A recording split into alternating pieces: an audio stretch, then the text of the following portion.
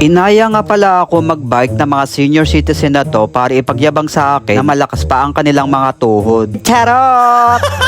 Paano nakakadalawang balot pa raw sila tuwing gabi? Samantalang yung batang kakilala ko mahina na tuhod. Imbis kasi makadalawang balot tuwing gabi, ang ginagawa nakakadalawang bayo tuwing gabi. Merit!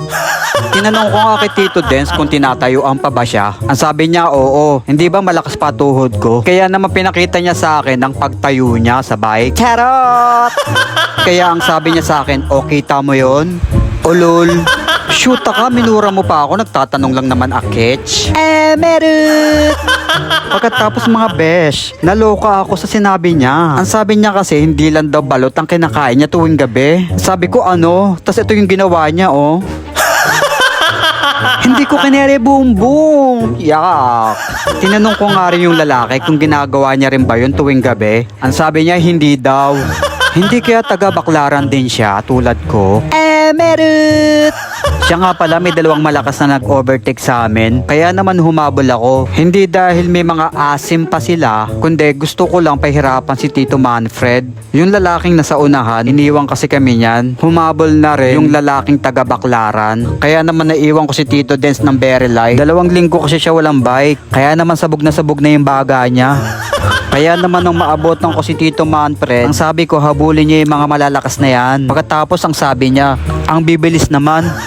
Kaya yung kinausap ko yung kasama ni Tito Manfred. Kaya ang sabi ko, makipag-unahan kayo sa kanila. Pagkatapos mga besh ang sabi, hintayin daw namin sila. Shootang ina, sa karera walang ganyan. Aba, ano ka, special? Isa kang anak ng kontraktor? Mukha ka namang anak ng isang construction worker. Charot!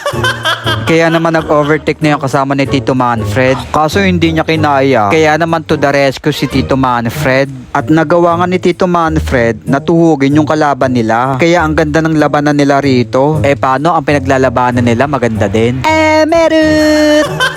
O diba dahil sa akin nagkaubusan sila ng lakas.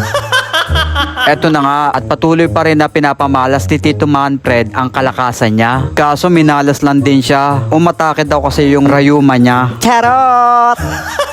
Kaya ayun, naligwak ang lolo mo. Merit!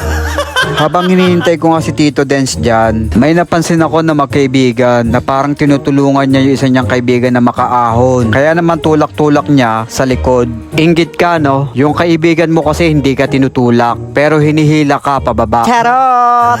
Pagkatapos sinabi ng kaibigan niya may camera sa likod. Kaya naman sabi ng kaibigan niya, sige bitawan mo na ako, kaya ko na to. Kaya kahit napagod na siya, nagawa niya pa rin tuhugin yung iba dahil alam niya may camera sa likod. Kaya yung ending, naghabol yung kaibigan na tumutulak sa kanya. Merit! Minsan hindi natin kailangan ng ensayo. Ang kailangan natin minsan ay camera. Charot! Eto nga si Tito Dens, hindi naniniwala na nasa ensayo ka lalakas. Dahil nasa 2 balot daw ang tunay na lakas. Ang sabi ko naman, kapag gipit ang mga lalaki, sa bayot ka magkakakash. Ano pa hinihintay mo? Pabuking ka na. Merit! Kaya naman si Tito Dens, sa sobrang saya, napasayaw na lang. Nung malaman niyang pwede ka magkakash, kapalit ay lakas. Merit!